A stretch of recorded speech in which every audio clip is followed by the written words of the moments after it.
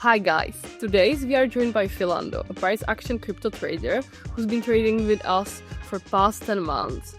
He's generated over 35,000 in profits and he is actively sharing his trading journey and setups online. Maybe you notice him because he goes by a nickname Philgrade on our Discord community. In this interview, Filando breaks up his price action strategy and show his current trade that he is in. So, hi Filando, how are you doing today? I'm doing well. How are you doing? I'm doing good as well. So thank you for joining us.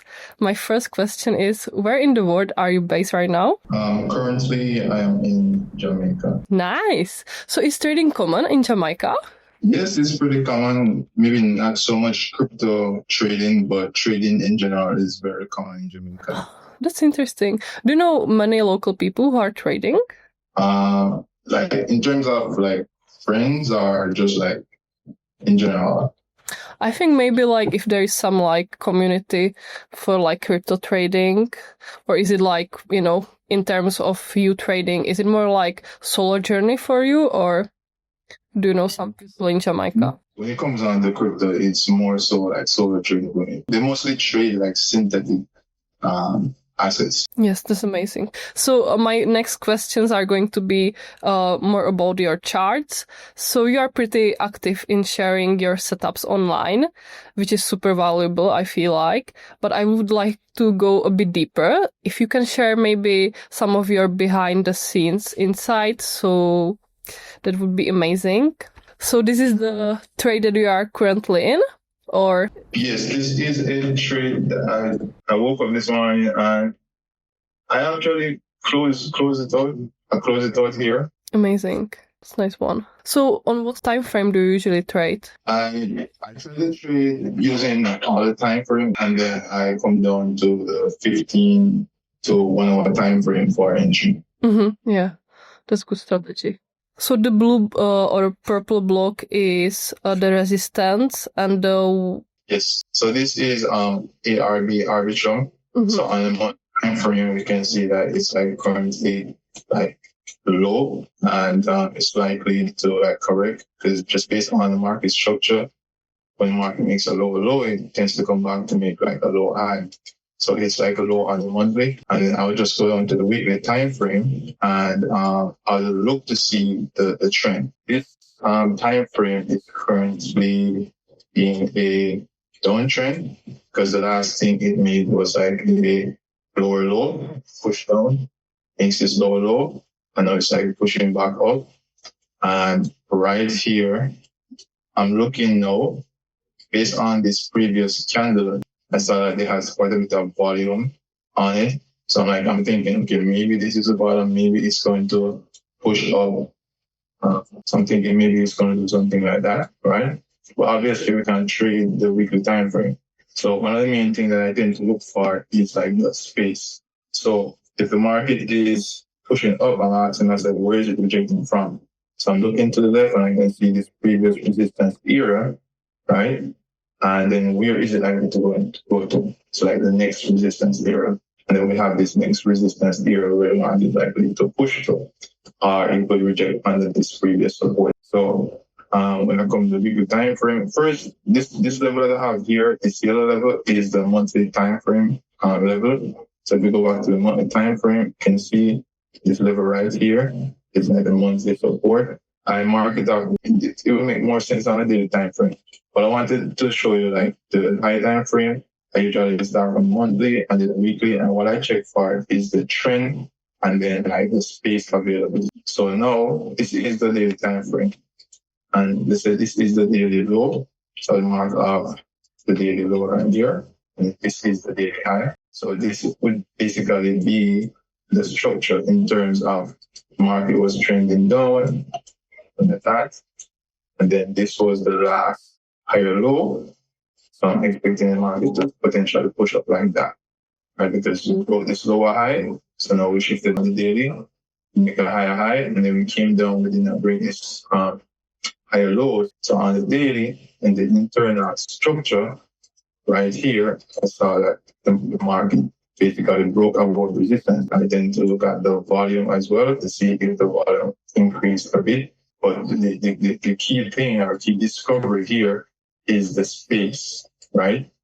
But ideally, this is how DTT basically trade: direction, target, timing, and this is where it actually shines. From here to here, there is free space for price to like run into before this particular era, and we're on the daily time frame, which means that if we go to the lower time frame and the 4-hour time frame, the 1-hour time frame, it should be like a smooth trend. So I'll basically go down to the 4-hour time frame now and check to see if the 4-hour time frame is also bullish or if it's breaking above resistance.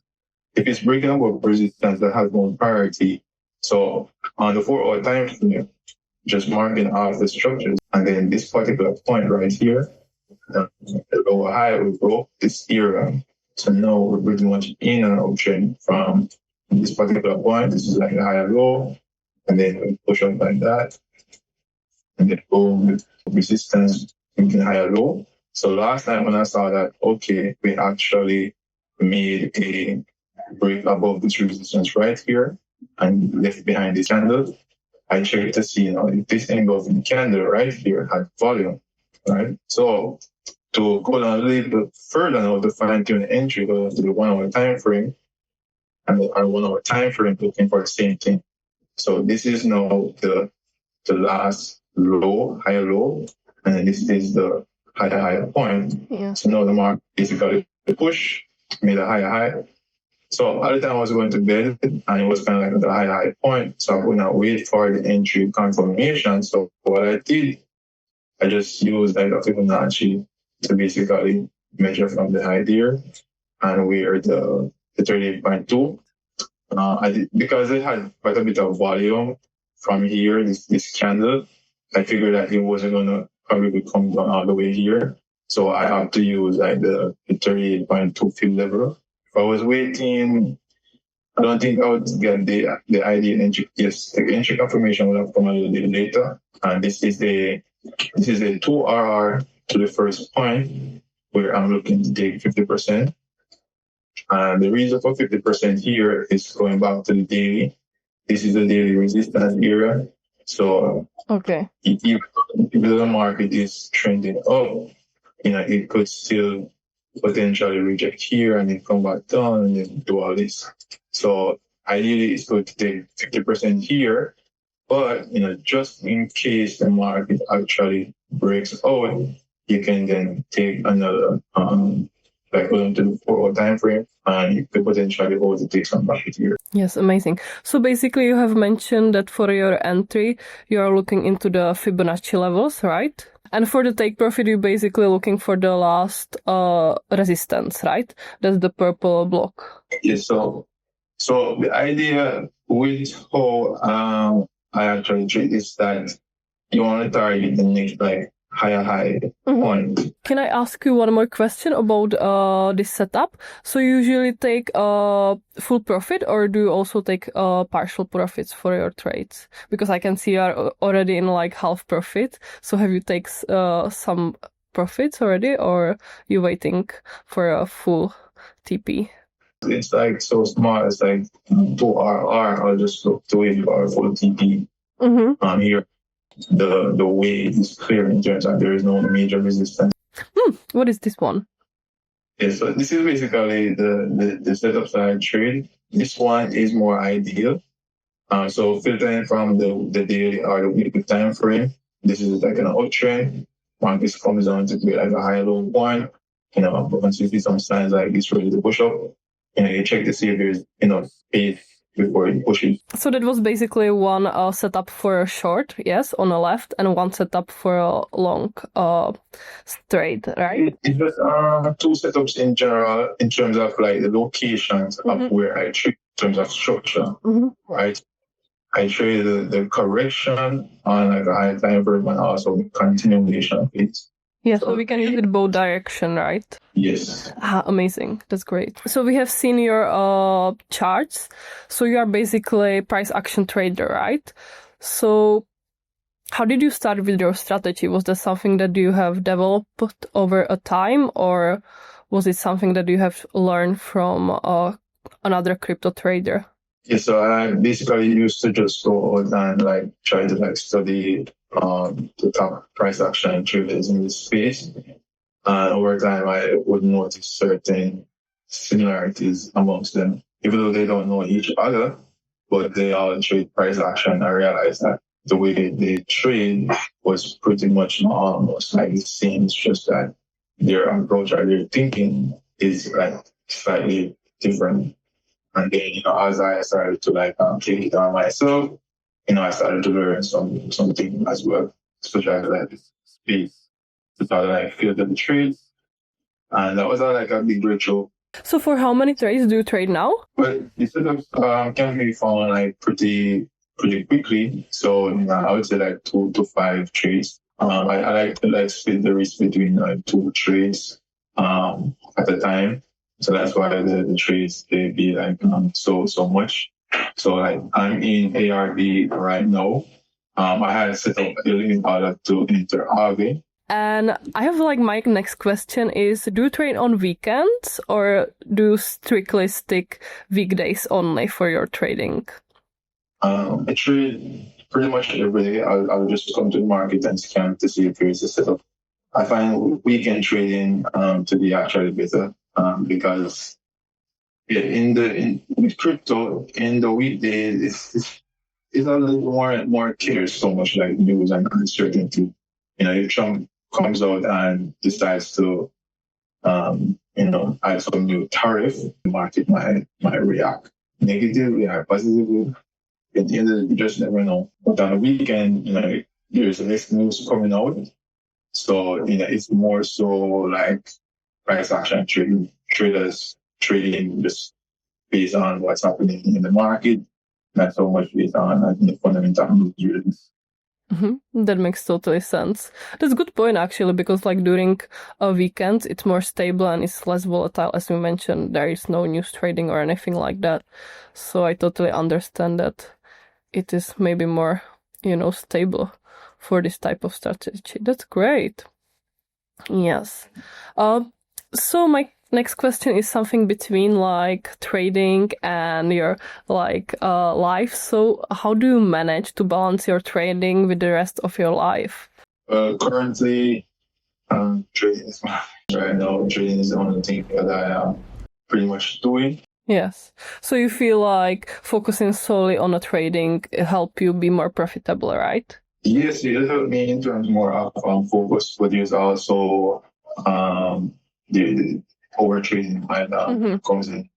And, yeah. It's because it's like the main thing, and then you enter a trade. Like there are 4 different times in the day that you usually trade. So if in the morning I enter a trade, I might get 2 wins and boom, I'm good. And take a break. But then it's like I'm free later on. Yes, definitely. So how do you deal with the drawdowns emotionally, like when something like that happens, or like also like risk management wise when this happens? But usually when you go on like a losing streak or you draw down, the confidence start to like decrease and you start to feel down, especially if you've been losing a lot, right? So it's not easy. What I tend to do, since it's like a state of like confidence, right? Yeah. Like revisiting like my trade plan, I'm just like looking back over some trades that I've made. Helps to start like restore confidence. Just going through the trade plan, look for like another setup, and the excitement for the next setup will actually reduce the emotional turmoil from like the previous loss. Because then you're looking at, okay, this is like another opportunity. Why dwell on the past when you can focus this other opportunity? That's a great point. So have you ever hit a breaking point when you almost gave up? And what was your motivation to not give up on the trading? I want to say breaking point because I already committed from the start that I would not give up. But definitely psychologically, yes, over time it's been there. Amazing.